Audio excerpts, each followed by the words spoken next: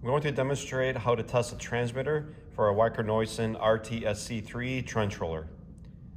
To test a transmitter, you do not actually need a machine to test the transmitter itself.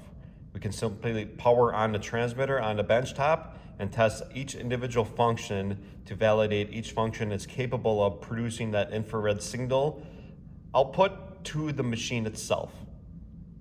What I mean by that is I'm going to power on the transmitter. The middle icon is flashing green, indicating the transmitter is on and active.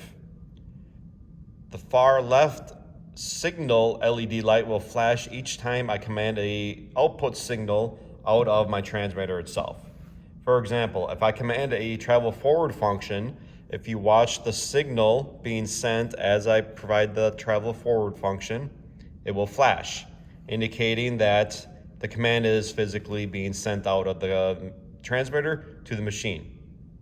Okay, so forward travel does function from the transmitter. If I pull the lever backwards for reverse, we see that signal being sent again.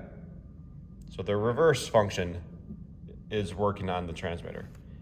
If I turn to the left, signal's being sent again. To the right, so my steering function is working on this transmitter. I can also test each individual push button. So I can press the engine start button. Again, the signal is being sent, indicating that that function does work on the transmitter.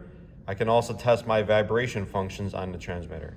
So I have low amplitude, just tested that function, it works.